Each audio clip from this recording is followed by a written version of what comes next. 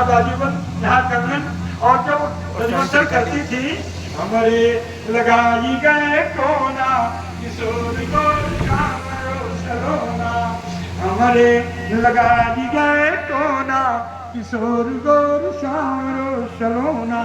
तो जब ऐसे रजमंथन करती थी तो उनका पूरा शरीर हिलता था, पूरा शरीर हिलता था। तो जब उन्हें चुनरी से अपने सिर ढाके रही दुपट्टा से, उस दुपट्टा का आंचल ऐसे से हिलता था, ऐसे ऐसे हिलता था। देखिए ध्यान दीजिए, हम लोग भगवान की सेवा पूजा करते हैं तो उनकी लीलाओं का स्मरण करते हैं, उनकी लीलाओं का गायन करते हैं, भगवान को पंखा डुलाते हैं, साथ साथ पूरी शरीर हिल रही थी। तो जो कान में कुंडल था उसमें जो घुंघरी लगी थी, जो कमर में करधनी थी उसमें जो घुंघरी लगी हुई थी, उससे घंटी की आवाज आती थी। भगवान की सेवा पूजा करते हैं तो घंटी बजाते हैं।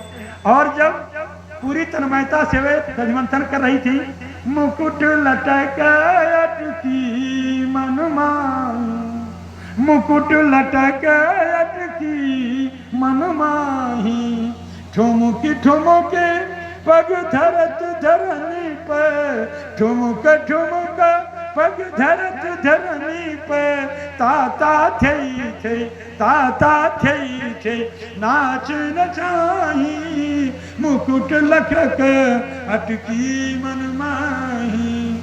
भगवान की सुंदरता का ध्यान कर रही हैं, भगवान के मुखमंडल का ध्यान कर रही हैं।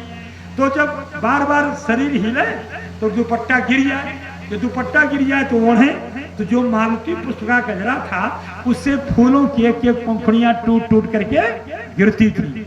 देखिए ध्यान दीजिए, लला का चिंतन हो रहा है, स्मरण हो रहा है, गायन हो रहा है, पंखा डुलाया जा रहा है, घंटी बज रही है, साथ साथ फूल चढ़ाया जा रहा है। और देखिए कभी कभी अपने लोग भगवान की भक्ति में जब रम जाते हैं तो कभी कभी अपने लोगों को शरीर रोमांच होता है, रोए खड़े हो जाते हैं, चन्न चन्न की आवाज होती है, आवाज का चन्न चन्न से पूरा शरीर रोमांचित हो जाता है। कभी कभी अतिशय अनुराग में भगवान की भक्ति करते करते आंखों में आंसू आ जाते हैं, कभी कभी आंखों से आंसू भगवान की पूजा में बहने भी लगते हैं। माता नंदरानी यशोदा काम तो कर रही रजमंथन का कार्य करते हुए परमात्मा के स्वरूप का चिंतन कर रही है।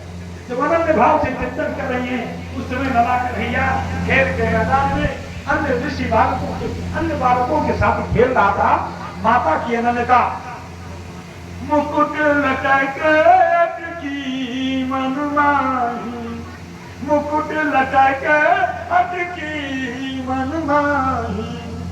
माता की अनन्यता लाला को खींच रही, खेल छोड़ के दौड़ा दौड़ा है, महतारी दिया रजमंथन कर रही थी, आकर के हाथ को पकड़ लिया।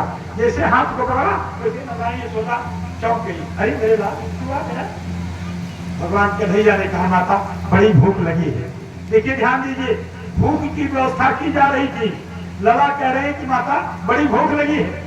तो कट से नंदरानी यशोदा ने अपने लाला को गोद में उठा लिया और अपना दूध पान कराने लगी। जब माता नंदरानी यशोदा लला कन्हैया को दूध पिलाने लगी, उसी समय विशेष में बाबा नंद के आंगन में एक किनारे पर चूल्हे पर एक बटलोई में दूध खौल रहा था। नीचे आग जल रही थी, आग की गर्मी से दूध खौल रहा था। वो दूध जो था वो पद्मगंधा गाय का दूध था। उसी दूध का पान भगवान कन्हैया करते थे।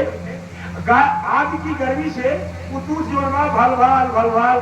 देखिए इस लीला कथा में श्री सुखदेव जी महाराज ने जड़ में चेतन का आभास कराया।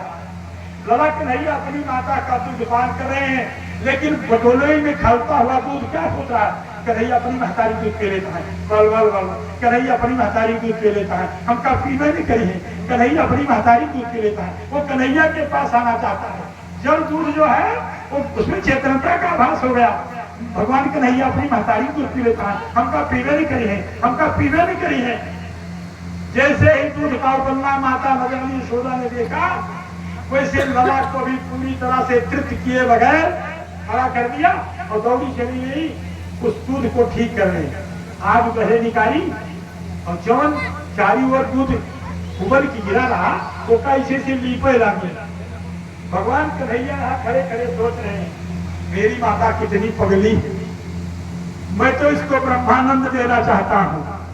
और इसीलिए अपने मुखमंडल में अपनी माता को अखंड ब्रह्मांड का दर्शन कराया।